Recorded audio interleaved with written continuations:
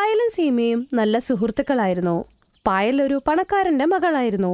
സീമ ഒരു പാവപ്പെട്ട വീട്ടിലെ ആയിരുന്നു. സീമയുടെ സ്വഭാവം നല്ലതായിരുന്നു. പായൽ പൈസയുള്ള കുടുംബത്തിലെ ആണെങ്കിലും സീമ കരുതിയത് നല്ല സുഹൃത്തായിരിക്കുമെന്ന്. എന്നാൽ പായൽ എപ്പോഴും അവളുടെ കാര്യത്തിന് വേണ്ടിയാണ് സീമയുടെ കൂടെ നിന്നത്. സീമ, ഇന്ന് എനിക്ക് ഒട്ടും പറ്റുന്നില്ല. നിനക്കറിയാലോ, എനിക്ക് വയ്യ. കോളേജിൽ ഒരുപാട് പ്രൊജക്ട് തീർക്കാനുണ്ട്. നീ ഇന്ന് അവധി എടുത്തിട്ട് എന്റെ പ്രൊജക്ട് ഒന്ന് തീർത്തു തരുമോ? 2 ദിവസം കഴിഞ്ഞാൽ എനിക്കും പരീക്ഷയാ. എനിക്കും. പ്ലീസ്, നീ എന്റെ നല്ല കൂട്ടുകാരില്ലേ? സ്വന്തം കൂട്ടുകാരിക്ക് ഇതെങ്കിലും ചെയ്തൂടെ? ആ, ചെയ്തു തരാം. എപ്പോഴും ഇങ്ങനെ തന്നെയായിരുന്നു. പായൽ സീമയുടെ സൗഹൃദം ഇതുപോലെ ഉപയോഗിക്കുമായിരുന്നു. സീമയുടെ നല്ല മനസ്സായതുകൊണ്ട് അവള് ചെയ്തു കൊടുക്കും. അതുകൊണ്ട് തന്നെ സീമയുടെ പല പരീക്ഷകളും നന്നായി പോവാറില്ലായിരുന്നു. എന്താണ് സീമ, ഇപ്പൊ ക്ലാസ് ഒന്നും അറ്റൻഡ് ചെയ്യാറില്ലല്ലോ? നിനക്കറിയാലോ, ലാസ്റ്റ് ഇയർ ആണിത്. നന്നായി പഠിച്ചില്ലെങ്കിൽ ഒരു പ്രയോജനമില്ല. പരീക്ഷയ്ക്കാണെങ്കിൽ ഫുൾ മാർക്കും കുറഞ്ഞിരിക്കുകയാണ്. സോറി മാം, ഇപ്രാവശ്യം ഞാൻ നോക്കിക്കോളാം. നന്നായിട്ട് പരീക്ഷ എഴുതിക്കോളാം. സീമയ്ക്ക് നന്നായി അറിയായിരുന്നു എന്തുകൊണ്ടാണ് അവൾക്ക് പരീക്ഷയ്ക്ക് മാർക്ക് കുറഞ്ഞതെന്ന്. സൗഹൃദം കാരണം അവൾ മിണ്ടാതിരിക്കും. സീമ, നീ പായലിന്റെ എല്ലാ ജോലിയും ചെയ്യും. കണ്ടില്ലേ, നിനക്ക് പരീക്ഷയ്ക്ക് അതുകൊണ്ട് മാർക്കും കുറഞ്ഞില്ലേ? നിനക്ക് പറഞ്ഞൂടെ അവളോട് നിനക്ക് പരീക്ഷയുണ്ടെന്ന്? അവളുടെ പുറകെ നടക്കാതെ സ്വന്തം കാര്യം നോക്ക്. അമ്മ, പായൽ എന്റെ നല്ല സുഹൃത്തല്ലേ? ഒരു സുഹൃത്തിനെ സഹായിക്കേണ്ടത് മറ്റൊരു സുഹൃത്തിന്റെ കടമയല്ലേ? കുഴപ്പമില്ല, ഇപ്രാവശ്യം ഞാൻ നന്നായി എഴുതാം. സീമ ഇപ്രാവശ്യം പാസ്സാവുമെങ്കിലും മാർക്ക് വളരെ കുറവായിരുന്നു. കുറച്ചു കഴിഞ്ഞ് നഗരത്തിൽ ഒരു ഫാഷൻ ഷോ നടക്കാൻ പോവുകയായിരുന്നു. പായൽ ഈ ഫാഷൻ ഷോയിൽ പങ്കെടുത്ത് ഫാഷൻ ഷോയിൽ ജയിക്കാൻ ആഗ്രഹിച്ചു. അതിനുവേണ്ടി സ്പെഷ്യലായ കോസ്റ്റ്യൂം നോക്കാൻ തുടങ്ങി. പപ്പ, ഫാഷൻ ഷോയ്ക്ക് ഏറ്റവും നല്ല ലെഹങ്കയ്ക്കാണ് സമ്മാനം കിട്ടാൻ പോകുന്നത്. ഞാൻ ആഗ്രഹിക്കുന്നത് എന്റെ ലെഹങ്ക ആയിരിക്കണം സ്പെഷ്യലും ബെസ്റ്റും. പപ്പ, എനിക്ക് വേണ്ടി സ്വർണത്തിന്റെ ലെഹങ്ക ഉണ്ടാക്കൂ. അങ്ങനെയാണെങ്കിൽ പിന്നെ ആർക്കും എന്നോട് ജയിക്കാൻ പറ്റില്ലല്ലോ. കാരണം സ്വർണത്തിന്റെ ലെഹങ്ക ആർക്കവിടെ വാങ്ങാൻ കഴിയില്ലല്ലോ. ശരി ശരി എന്റെ പ്രിയപ്പെട്ട മോളെ, നിന്റെ ഇഷ്ടത്തിനനുസരിച്ച് ലെഹങ്ക ഉണ്ടായിക്കോ. സ്വർണത്തിന്റെ ലെഹങ്കയാണോ അവക്ക് കൊടുക്കാൻ പോണേ? നിങ്ങൾക്കെന്താ വട്ടായോ? അതുകൊണ്ടിപ്പോ എന്താ പ്രശ്നം? നമ്മുടെ മകള് കുറച്ചു ദിവസത്തിന് ശേഷം ഭർത്താവിന്റെ വീട്ടിലായിരിക്കും. വിവാഹത്തിന് മുമ്പ് അവൾക്ക് ഇങ്ങനെയുള്ള മത്സരത്തിൽ പങ്കെടുക്കാനുള്ള അവസരങ്ങളുണ്ട്. അവളുടെ ആഗ്രഹങ്ങളൊക്കെ നിറവേറ്റട്ടെ. ഒരു കുഴപ്പമില്ല, പൊക്കോളൂ മോളെ. നീ എങ്ങനെയാണോ സ്വർണത്തിന്റെ ലെഹങ്ക ഉണ്ടാക്കാൻ തീരുമാനിച്ചത്, ഉണ്ടായിക്കോ. പൈസ ഞാൻ കൊടുക്കാം. ശരി പപ്പ. സംസാരത്തിന്റെ ഇടയ്ക്ക് പായലിന് മനസ്സിലായി സീമ ഈ ഫാഷൻ ഷോയിൽ പങ്കെടുക്കുന്നുണ്ടെന്ന്. അവളിത് കേട്ട് ചിരിക്കാൻ തുടങ്ങി. നീ കോമ്പറ്റീഷനിൽ പങ്കെടുക്കാൻ പോണെന്നാ? നിനക്ക് വട്ടായോ? വില കൂടിയ ലെഹങ്ക നിനക്ക് എവിടെ നിന്ന് കിട്ടാനാ? ഇതൊക്കെ പണക്കാർക്ക് പറഞ്ഞിട്ടുള്ളതാ, മനസ്സിലായോ? നിന്നെ പോലത്തെ ആൾക്കാർക്കല്ല. ഒരു സെക്കൻഡ്, ഒന്നും തോന്നരുത് കേട്ടോ. ഞാൻ പറയുന്നത് സത്യമല്ലേ? കോമ്പറ്റീഷനിൽ എല്ലാവരും നല്ല ലെഹങ്ക ഇടുന്നത്. ഞാനാണെങ്കിൽ സ്വർണത്തിന്റെ ലെഹങ്ക വാങ്ങിച്ചും കഴിഞ്ഞു. പിന്നെ കോമ്പറ്റീഷനിൽ ഇനി എന്നെ വെല്ലുവിളിക്കാൻ ആരുമില്ല ഇവിടെ. നീ എന്റെ സുഹൃത്തായതുകൊണ്ട് പറയുന്നതാ. ഈ കോമ്പറ്റീഷനിൽ നീ പങ്കെടുക്കണ്ട. അതൊക്കെ ശരിയാണ്, പക്ഷെ അമ്മയ്ക്ക് ആഗ്രഹമുണ്ട് ഞാൻ ഇതിൽ പങ്കെടുക്കണമെന്ന്. സുന്ദരമായ ലെഹങ്ക അമ്മ തയ്യാറാക്കുന്നുണ്ട്. അമ്മ അത് തയ്ച്ചു തരും. എന്ത്? ലെഹങ്ക വീട്ടിൽ തന്നെ തയ്ക്കുന്നോ? ഒരു പ്രയോജനമില്ല. വീട്ടിൽ തയ്ക്കുന്ന ലെഹങ്കയ്ക്ക് അവിടെ എൻട്രി പോലും കിട്ടില്ല. അപ്പൊ ശരി, ഞാൻ പോവാ. വീട്ടിലേക്ക് വന്നേക്ക് വൈകുന്നേരം. എനിക്ക് അതിന്റെ മാച്ചിങ് ജ്വല്ലറി വാങ്ങാനുണ്ട്. സീമയ്ക്ക് മനസ്സ് നൊന്നിട്ട് അവള് നേരെ സങ്കടത്തോടെ വീട്ടിലോട്ട് പോവും. നീ വീട്ടിൽ വന്നോ? നോക്ക്, ഈ ഫാഷൻ ഷോയ്ക്ക് നീ പുല്ലിന്റെ ലെഹങ്ക ഇട്ടോണ്ട് പോയാ മതി. പുല്ലിന്റെ ലെഹങ്ക നല്ല രസാ. ഞാൻ നിന്നെ സഹായിക്കാം പുല്ലിന്റെ ലെഹങ്ക ഉണ്ടാക്കാനായിട്ട്. നീ മുറ്റത്ത് പോയിട്ട് ഉള്ള പുല്ലൊക്കെ പറിച്ചോണ്ട് വാ. വലുത് നോക്കി എടുക്കണേ. എന്താ സീമ, ഞാൻ പറയുന്നു കേൾക്കുന്നില്ലേ? അമ്മ, ഈ കോമ്പറ്റീഷൻ എന്തായാലും എനിക്ക് ജയിക്കാൻ പറ്റത്തില്ല. വെറുതെ എന്തിനാ കഷ്ടപ്പെടുന്നത്? അമ്മയ്ക്കറിയാവോ പായൽ സ്വർണത്തിന്റെ ലെഹങ്ക ഇടുന്നത്? അത് നല്ല മനോഹരമാണ്. അവിടെ ഇരിക്കുന്നവരെല്ലാരും എന്നെ നോക്കി ചിരിക്കും. പുല്ലിന്റെ ലെഹങ്ക ഇട്ടോണ്ട് പോയാൽ. സീമ, നമ്മൾ ചെയ്യുന്ന കാര്യത്തിന് ധൈര്യം വേണം എപ്പോഴും. എന്നാലേ നമുക്ക് വിജയിക്കാൻ പറ്റൂ. നമ്മുടെ പരാജയം കാണാനാ എല്ലാവർക്കും ഇഷ്ടം. തോക്കുവോ വിജയിക്കുവോ അത് വിട്. മത്സരത്തിൽ പങ്കെടുക്കുക, അതാണ് മുഖ്യം. നീ മത്സരത്തിൽ പങ്കെടുക്കണം. ജയിക്കുന്നോ തോക്കുന്നോ നീ വിട്.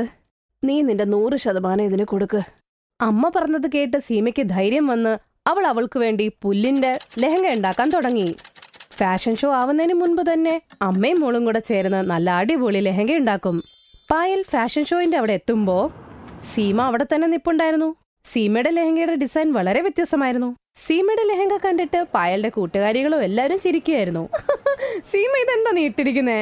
സ്വന്തമായിട്ട് കളിയാക്കുവാണോ? ഞാൻ നിന്നോട് അന്നേ പറഞ്ഞല്ലേ ഇതുപോലത്തെ കാര്യങ്ങൾ ചെയ്യരുതെന്ന്.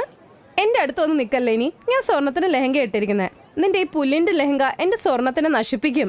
ചെല്, മാറ്. ശരി പായൽ, എന്നാ ഞാൻ അകത്തോട്ട് പോവാണേ. ഞാൻ ഗേറ്റിന്റെ അവിടെ നിനക്ക് വേണ്ടി കാത്തുനിന്ന. എല്ലാ പെണ്ണുങ്ങളും പൈസയുള്ള വീട്ടിലേ ആയിരുന്നു. പായലിന്റെ ആണെങ്കിൽ സ്വർണത്തിന്റെ ലെഹങ്കയുമായിരുന്നു. എല്ലാവർക്കും ഉറപ്പുണ്ടായിരുന്നു പായൽ തന്നെയായിരിക്കും ഈ പ്രാവശ്യം കോമ്പറ്റീഷൻ വിൻ ചെയ്യുന്നത്. ഫാഷൻ ഷോ സ്റ്റാർട്ടായി. ഓരോ കുട്ടികളായിട്ട് സ്റ്റേജിലോട്ട് വരാൻ തുടങ്ങി. പായലിന്റെ നമ്പർ ആയപ്പോ പായലും വന്നു സ്റ്റേജിൽ. സീമയുടെ നമ്പർ ആയപ്പോ സീമയും. സീമ പുല്ലിന്റെ ലെഹങ്ക ഇട്ടുകൊണ്ട് സ്റ്റേജിലേക്ക് വന്നു കയറി. ജഡ്ജ് സീമയുടെ ക്രിയേറ്റിവിറ്റി കണ്ട് ഞെട്ടിപ്പോയി. എല്ലാ പെൺകുട്ടികളും സ്റ്റേജിൽ നിൽക്കും. സീമയും അതിലുണ്ടായിരുന്നു. എനിക്ക് ഒരുപാട് സന്തോഷമുണ്ട്. ജഡ്ജസ് എല്ലാം കണ്ട് ഞെട്ടിയിരിക്കുകയാണ് നമ്മുടെ കണ്ടസ്റ്റൻസിനെ കണ്ട്. ജഡ്ജ് വിന്നറിനെ കണ്ടുപിടിച്ചിരിക്കുന്നു എന്ന് ഞാൻ പറയുന്നു. ആ വിജയിച്ചിരിക്കുന്ന ആളുടെ പേര് ഞാൻ പറയാൻ പോവുകയാണ്. അപ്പോ ഈ ഫാഷൻ ഷോയുടെ വിന്നർ എന്ന് പറയുന്നത് സീമ. അതെ, നമ്മുടെ സീമ കഷ്ടപ്പെട്ട് വീട്ടിലിരുന്ന് തുന്നിയ പുല്ലിന്റെ ലെഹങ്കയാണിത്. അതുകൊണ്ട് തന്നെ സീമ തന്നെയാണ് ഈ കോമ്പറ്റീഷനിലെ വിന്നറും. സീമയ്ക്ക് നല്ലൊരു കൈയടി കൊടുക്കൂ. സീമ വിജയിച്ചത് കാണുമ്പോഴത്തേക്കും പായൽക്ക് ദേഷ്യം വന്ന് ഫാഷൻ ഷോ വിട്ടിട്ട് അവിടെ നിന്ന് പോകും.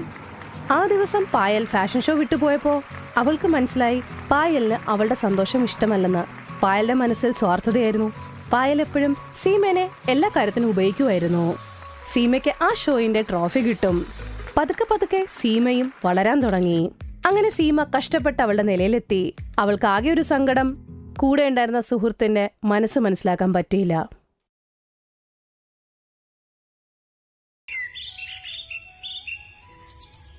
ആർത്തിക്ക് പണ്ടുതൊട്ടേ ഒന്നും കിട്ടിയിട്ടില്ല. അവൾക്കാരുടെ സ്നേഹമോ കളിപ്പാട്ടോ ഒന്നും കിട്ടിയിട്ടില്ല. കറുപ്പായിരുന്നു കാരണം. അപ്പുറത്ത് ആർത്തിയുടെ സഹോദരി പായൽ നല്ല വെളുത്തിട്ടായിരുന്നു. അവൾ ആഗ്രഹിച്ചതെല്ലാം കിട്ടുകയും അവളുടെ അച്ഛനും അമ്മയും സ്നേഹിക്കുകയും ചെയ്തു. 2 സഹോദരികളുടെ കല്യാണമായി. പായലിന് 1,00,000 ലെഹങ്കയാണ്. ആർത്തിക്ക് ഒന്നുമേ ഇല്ല. ആർത്തി ഇങ്ങനെ ഇരുന്നുകൊണ്ട് ആലോചിച്ചുകൊണ്ടിരുന്നു. എന്റെ അടുത്താണേ ഒന്നുമേ ഇല്ല. കല്യാണത്തിന് ലെഹങ്കയുമില്ല. മണ്ഡപത്തിലോട്ട് എന്തിട്ടിട്ട് പോകും ഞാൻ? ആർത്തിയുടെ അടുത്ത് ഒരു ലെഹങ്ക പോയിട്ടൊരു സാരി പോലും ഇല്ലായിരുന്നു. കുഞ്ഞിപ്പഴത്തെ തൊട്ടേ ഇത് തന്നെയാ സംഭവിക്കുന്നത്. ആർത്തിയുടെ അമ്മ അവളുടെ ജനനത്തോടെ മരിച്ചുപോയിരുന്നു. ആർത്തിയുടെ നിറം കറുപ്പായിരുന്നു. അവളുടെ അച്ഛൻ ഇത് കണ്ടു പറഞ്ഞു, കാക്കയെ പോലെ കറുത്തതാണല്ലോ. ഇവളെന്ത് മകളെയാ പ്രസവിച്ചേ? ഹരിഹരന് ആർത്തിനെ ഇഷ്ടായില്ല.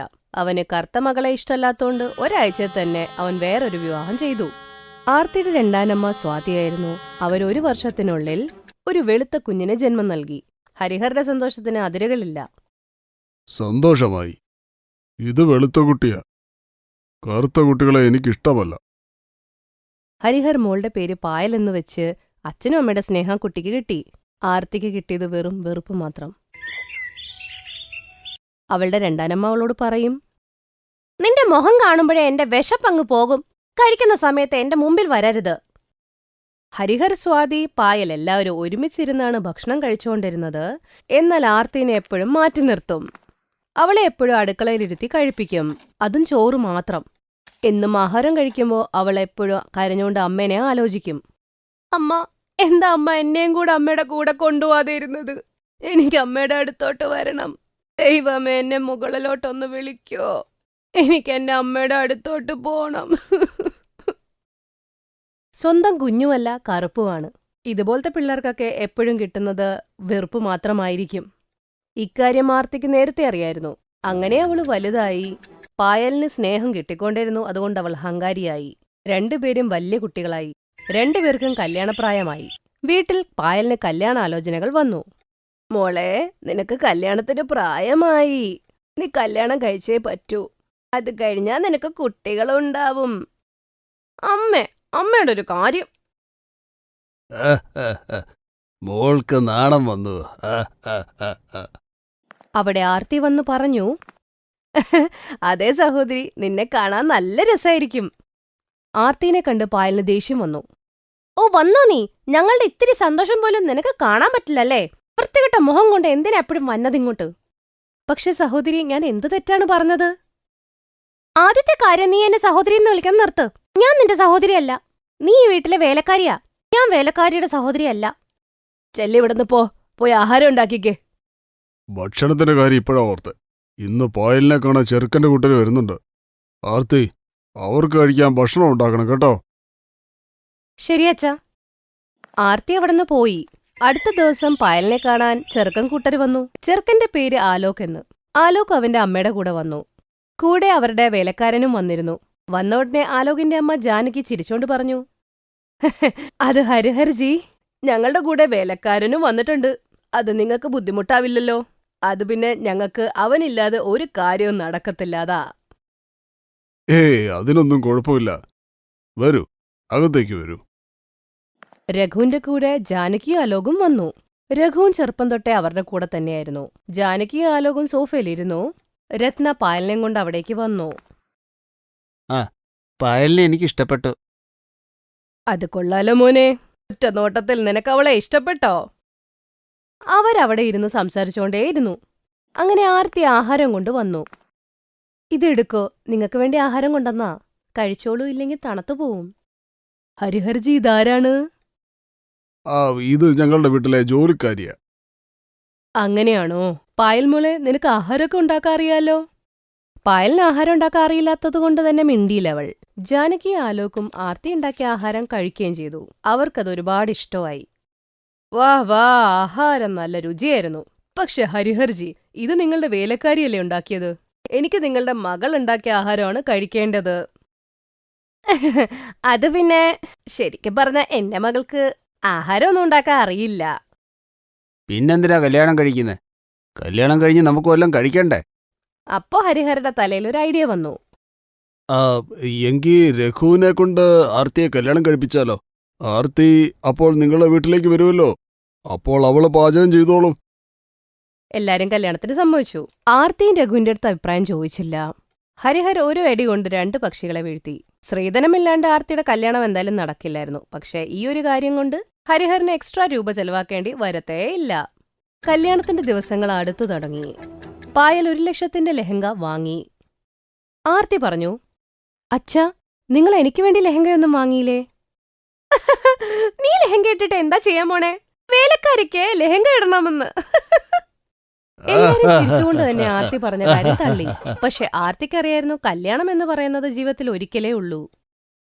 എനിക്കും ലെഹങ്ക വേണം. 1000 രൂപയുടെ ലെഹങ്കയാണേലും മതി. നിനക്ക് വേണ്ടിയോ? ഒരു പൈസ ഞാൻ ചെലവാക്കില്ല.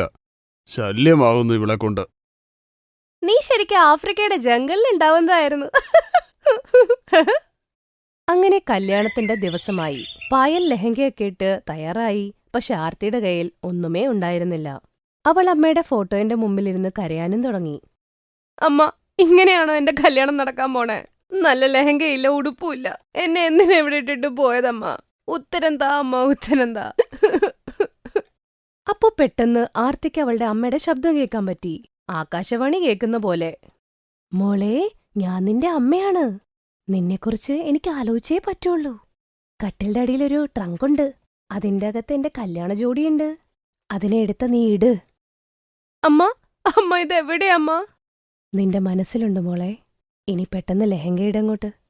ആർത്തി കട്ടിലിന്റെ അടിയിൽ നിന്ന് ട്രങ്ക് എടുത്ത് അതിന്റെ അകത്തുണ്ടായിരുന്ന ലെഹങ്ക അങ്ങ് അണിഞ്ഞു. അതണിഞ്ഞപ്പോഴേക്കും അത്ഭുതം സംഭവിച്ചു. ആർത്തി കറുപ്പിൽ നിന്നും വെളുത്തതായി. അവൾ അത്രയും സുന്ദരിയായി. അവൾ കണ്ണാടി ചെന്ന് നോക്കിയപ്പോ അവളുടെ തന്നെ കിളി പറന്നു. എന്താ, എനിക്ക് ഇത്രയും ഭംഗിയോ? പക്ഷെ എങ്ങനെ? ഇതമ്മയുടെ സ്നേഹമാണ് മോളെ. ഇനിപ്പോ കല്യാണ മണ്ഡപത്തിൽ പോയിരിക്കെ. കല്യാണ മണ്ഡപത്തിൽ ആലോക് നിൽക്കുകയായിരുന്നു. അടുത്ത് രഘുവും ഉണ്ടായിരുന്നു. പായൽ കല്യാണ മണ്ഡപത്തിൽ വന്നപ്പോഴേക്കും ആർത്തിയും വന്നു. ആർത്തിയെ കണ്ടപ്പോ എല്ലാവരുടെയും കിളിപോയി.